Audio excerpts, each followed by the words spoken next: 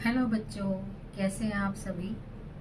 आप सभी को मेरी तरफ से बाल दिवस की हार्दिक शुभकामनाएं। तो इस शुभ अवसर पर आइए मैं आपको अपने बचपन की गलियों में ले चलती हूँ और अपनी यादों की झरोखे से झांकने की कोशिश करती हूँ और देखती हूँ कि कौन सी यादें निकल कर सामने आती हैं जिनको मैं आपके साथ साझा कर सकती हूँ। मैं बचपन में बहुत ज़्यादा शरारती नहीं थी। मैं स्टूडियस थी और जनरली स्टूडियस बच्चे, पढ़ाकू बच्चे शरारती नहीं होते। मैं लाइवली थी, बबली थी, लेकिन शरारती नहीं थी, शायद चंचल थी। क्योंकि इसका ये कारण था कि मैं अपनी पढ़ाई पे ज़्यादा फोकस करती थी, लेकिन मैं साथ साथ अपनी सांस्कृतिक जो भी स्कूल कॉलेज में होती थी मैं उसमें काफ़ी भाग लिया करती थी, काफ़ी पार्टिसिपेट किया करती थी। मैंने प्राइमरी तक 5th क्लास तक पढ़ा एसडी मॉडर्न स्कूल पानीपत में, और उसके बाद मैंने 6th क्लास में एसडी गर्ल्स हाई स्कूल में एडमिशन लिया, जो कि स्कूल के बिल्कुल सामने था। प्योरली गर्ल्स स्कूल था। मैंने आपको अपनी लास्ट वीडियो में भी बताया था। इस स्कूल का मेरे भविष्य निर्माण पर, मेरी पर्सनैलिटी पर एक अमिट छाप है, क्योंकि जो इस स्कूल की टीचर्स थी मैं उनको आज भी याद करती हूँ। उनका योगदान मेरे भविष्य निर्माण में, मेरी पर्सनैलिटी फॉर्मेशन में, जैसे कि मिस सुदेश चोपड़ा जो कि वाइस प्रिंसिपल थी स्कूल की और मैथ्स टीचर थी। वो अकेली पूरे स्कूल में डिसिप्लिन मेंटेन करती थी। एक सफ़ेद साड़ी में, सफ़ेद सूट में और सफ़ेद दुपट्टे में और एक स्टिक लेकर वो पूरे स्कूल का राउंड लिया करती थी, और सारी लड़कियां उनसे डरकर दुबककर अपनी क्लासेज में जाया करती थी टाइम पर। सब्जेक्ट टीचर भी वो अच्छी थी, तो उनसे मैंने डिसिप्लिन की क्वालिटी को सीखा, इंस्टिल किया अपनी पर्सनैलिटी में। डेडिकेशन मैंने सीखा अपनी साइंस टीचर्स मिसेज राज सभरवाल, मिसेज अनीता भाटिया और मिसेज स्वर्ण बब्बर से, जो कि मुझे इंग्लिश पढ़ाती थी। इन सभी टीचर से मैंने सीखा कि कैसे हम डेडिकेशन से अपने बच्चों का, अपने छात्रों का भविष्य संवार सकते हैं, बना सकते हैं।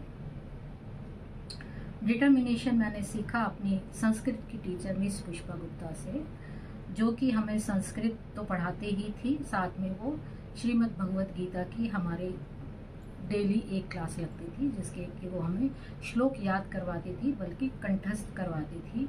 मैं उनको एक नारियल से कंपेयर कर सकती हूँ। वो बाहर से नारियल जैसी सख्त थी, लेकिन अंदर से सॉफ्ट थी। लेकिन वो अपने काम के प्रति पूरी तरह से समर्पित थी, कटिबद्ध थी, और उस एक पीरियड में जो श्रीमद् भगवत गीता के श्लोक का वो हमें याद करवाती थी, वो एक स्टिक रख कर बैठती थी और हमारे उच्चारण पर, प्रोनाउंसिएशन पर पूरा फोकस करती थी। और यदि किसी लड़की का प्रोनाउंसिएशन, उच्चारण ज़रा सा भी भटक जाता था, जैसा कि वो चाहती थी वैसा नहीं होता था, उसी वक्त उनकी स्टिक चल जाती थी।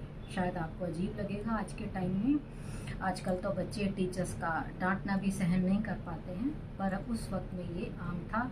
कोई भी बच्चा, कोई भी स्टूडेंट इसका बुरा नहीं मानता था। तो खैर, वो हमें दिन में 2 से 3 श्लोक याद करने को कहती थी। 6th क्लास में मैंने श्रीमद् भगवत गीता के श्लोक याद करने शुरू किए पुष्पा गुप्ता मैम की क्लास में, और वो जो श्लोक जिस दिन याद करवाती थी हमें उसका उच्चारण सिखाती थी। अगले दिन पहले वो श्लोक सुनती थी, फिर वो आगे बढ़ती थी। तो इस तरह से एक साल में मुझे करीबन श्रीमद् भगवत गीता के 18 अध्याय के 700 श्लोक अच्छी तरह से कंठस्थ हो गए थे, जब तक मैं 7th क्लास में पहुंची। हमारे स्कूल में साल में एक बार गीता समारोह होता था, और वहाँ पर कुरुक्षेत्र के गीता भवन से, गीता आश्रम से स्वामी गीतानंद जी आते थे। और उस वक्त हमारे एक सेक्शन में करीबन 25 से 30 लड़कियां होती थी, और हर क्लास के 4 सेक्शन होते थे, करीबन 7th, 8th, 9th के। तो इस तरह से हर क्लास से, जब हर सेक्शन से, क्लास सेक्शन से you can say 30 divided by 4, तो राउंड अबाउट 7 ग्रुप्स बनते थे। 4 सेक्शंस के मान लीजिए आप 28 या 30 groups, 7th to 9th class के 90 ग्रुप्स। तो उन 90 ग्रुप्स की पहले स्कूल लेवल पर ही पार्टिसिपेशन में उनका उच्चारण, उनका मेमोरी श्लोक का वो देखा जाता था, और फिर जो 8 या 10 ग्रुप शॉर्टलिस्ट होते थे उनको स्वामी जी के सामने परफॉर्म करना होता था। तो मैं फर्स्ट ईयर में ही, जब मैं 7th क्लास में थी, मैं उस 10 में से एक ग्रुप में शॉर्टलिस्ट हो गई, और मैं ग्रुप लीडर भी थी। तो हमें स्टेज पर उनके गीतानंद जी के सामने गीता श्रीमद् भगवद गीता के श्लोकों का उच्चारण करना होता था। वो ऐसे बोलते थे 15:1-10:4 यानी 15वें अध्याय का पहला श्लोक, 10वें अध्याय का चौथा श्लोक, और हमें 10 सेकंड मिलते थे। उस 10 सेकंड में हमें वो श्लोक शुरू करना होता था, नहीं तो वो दूसरा श्लोक बोल देते थे और इस तरह से हमारे मार्क्स कट जाते थे। तो पहले ही साल में मेरी टीम जीत गई और हमें फर्स्ट प्राइज़ मिला। उसके बाद 8th में और 9th में मैंने लगातार अपने एज टीम लीडर हमारा ग्रुप शॉर्टलिस्ट होता रहा है और हम उस कंपटीशन में पार्टिसिपेट करते रहे। लगातार 3 साल हमने फर्स्ट या सेकंड प्राइज़ लिया।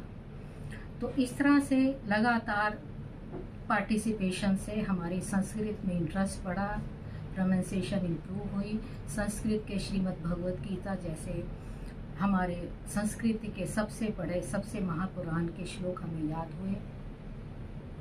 तो जब मैं 9th में आई तो मेरी प्रोनाउंसिएशन काफ़ी अच्छी हो चुकी थी संस्कृत की। तो स्कूल में एक NCC का कैंप लगा था जिसमें कि हमें श्रीमद् भगवद गीता पर बेस्ड एक श्री कृष्ण अर्जुन संवाद प्रस्तुत करना था, जिसमें कि जब अर्जुन विचलित हो जाता है और अपने सगे संबंधियों से युद्ध करने से मना कर देता है और भगवान श्री कृष्ण उसको मोटिवेट करने के लिए, उत्साहित करने के लिए, प्रेरित करने के लिए उसको समझाते हैं कि उसको युद्ध करना चाहिए। इस वक्त वो उसके सगे संबंधी नहीं हैं, इस वक्त वो युद्ध के मैदान में उनके सामने खड़े हैं और जहाँ पर जिससे कि श्रीमद् भगवद गीता जैसे महान ग्रंथ की रचना होती है। तो मैं अपने आप को बहुत भाग्यशाली मानती हूँ कि मुझे श्री कृष्ण जैसे भगवान जी का जैसे वो किरदार मुझे निभाने का मौका मेरी टीचर्स ने, मेरे शिक्षकों ने दिया।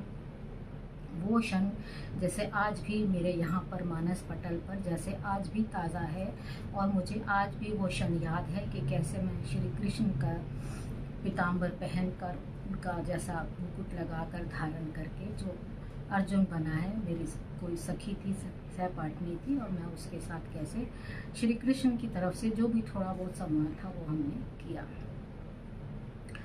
तो इस तरह से जब मैं 10th करके कॉलेज में गई, ST कॉलेज में मैंने प्री यूनिवर्सिटी में एडमिशन लिया। उस वक्त 11th कॉलेजेस में होती थी और उसको प्री यूनिवर्सिटी कहा जाता था।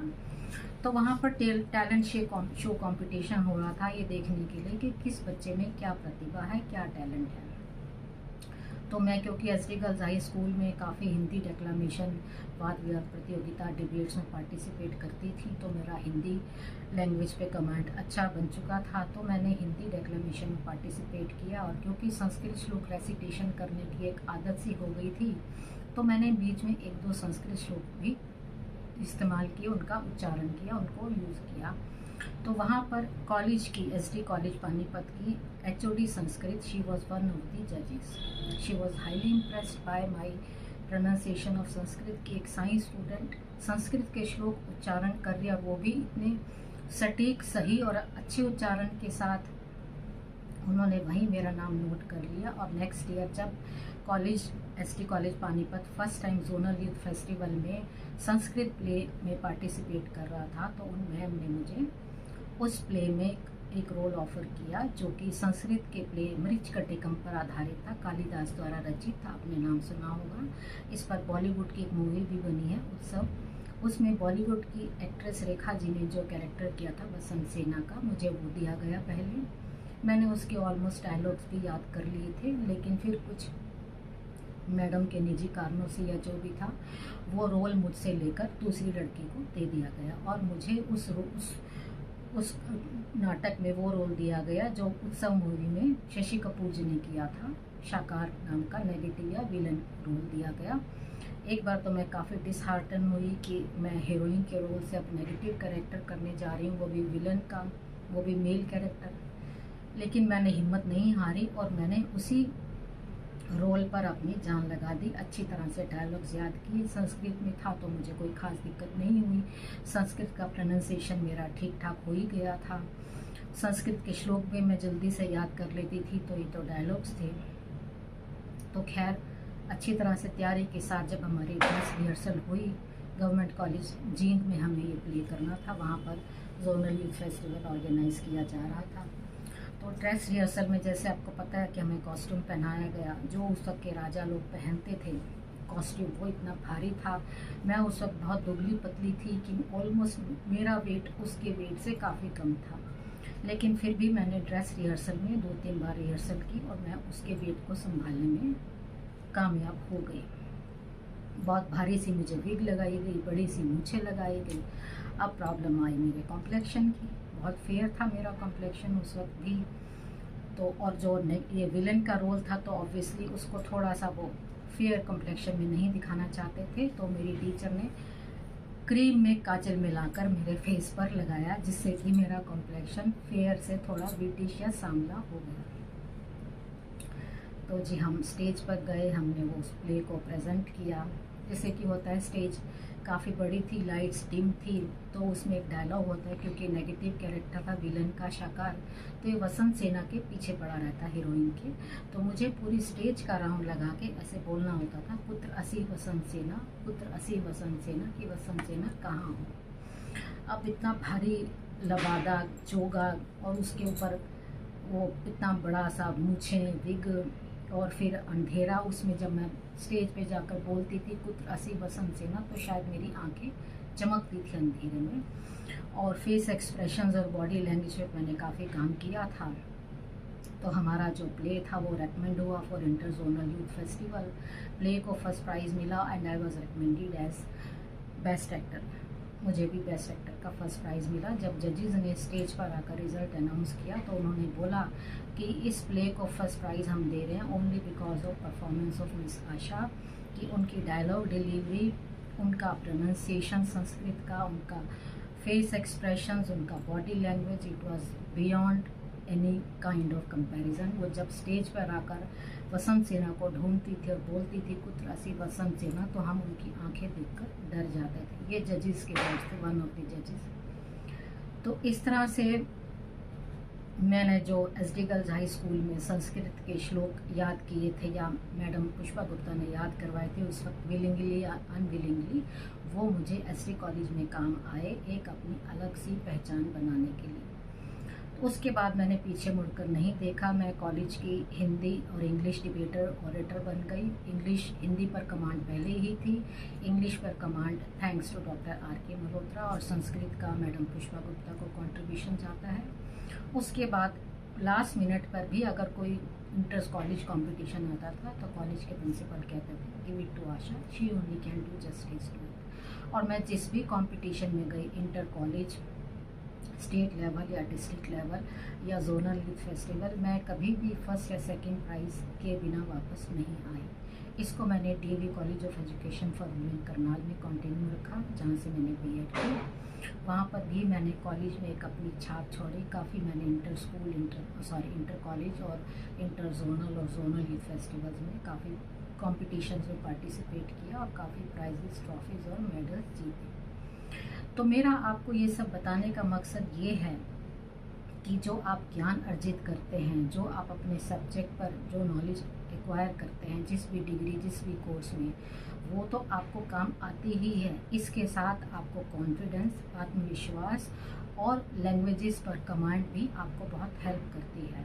कॉन्फिडेंस आप को करिकुलर एक्टिविटीज़ में पार्टिसिपेट करके एक्वायर कर सकते हैं, और लैंग्वेजेस जो है वो आपको कम्युनिकेशन स्किल्स आपकी बन जाती हैं, because they help us to communicate yourself, communicate your feelings, thoughts, emotions, ideas and ideas with others. तो ये 3 चीज़ें आपने एक्वायर करनी है बच्चों। एक तो एक्सपर्टीज़ और command over your subject, number 2 confidence, number 3 communication skills यानी कि लैंग्वेजेस, एक्सपर्टीज़ ओवर लैंग्वेजेस। तो इंग्लिश और हिंदी या रीजनल लैंग्वेज तो आप सीखते हैं क्योंकि आपके कोर्स करिकुलम का पार्ट होता है, लेकिन इसके अलावा अगर आप 1-2 फॉरेन लैंग्वेजेस और सीख लें तो that will help you in performing in your companies outside India. कुछ बच्चे इंडिया से बाहर जाकर काम करना चाहते हैं तो उनको फॉरेन लैंग्वेजेस सीखनी चाहिए। और फॉरेन लैंग्वेजेस सीखने का बेस्ट टाइम यही होता है 7 to 9th क्लास, क्योंकि इस टाइम आपके ऊपर एग्ज़ाम्स का, बोर्ड एग्ज़ाम्स का या एंट्रेंस एग्ज़ाम्स का प्रेशर नहीं होता। को करिकुलर एक्टिविटीज़ में तो आप थर्ड फोर्थ से ही पार्टिसिपेट कर सकते हैं। तो इस तरह से मेरे बचपन में मैं भाग्यशाली थी कि मुझे उन टीचर्स का, उन शिक्षकों का मार्गदर्शन मिला कि मैं फर्स्ट क्लास से ही पढ़ाई में अव्वल रही, साथ साथ मैं सांस्कृतिक गतिविधियों में भी अव्वल नंबर पर रही, भाग लेने में, पार्टिसिपेट करने में। और 3 लैंग्वेजेस पर मेरी कमांड बन गई, हिंदी, इंग्लिश और संस्कृत, जिसने कि मुझे आगे जाकर काफ़ी हेल्प किया एज ए टीचर भी, एज ए प्रिंसिपल। तो मैं आप बच्चों से इस बाल दिवस के मौके पर मैं आपको यही कहना चाहूँगी कि ये 3 चीज़ें आपने ज़रूर एक्वायर करनी है: कॉन्फिडेंस, एक्सपर्टीज़ और command over your subject and communication skills. जितनी लैंग्वेजेस ज़्यादा से ज़्यादा आप सीख सकें आप सीखिए, क्योंकि भाषा कभी भी आपको निराश नहीं करेगी। भाषा हमेशा आपके काम आएगी, हमेशा ही आपका साथ देगी, आपका साथ निभाएगी। आप चाहे इंडिया में काम करें, भारत में काम करें या भारत से बाहर काम करें। Hope you like the video. Thank you. God bless you.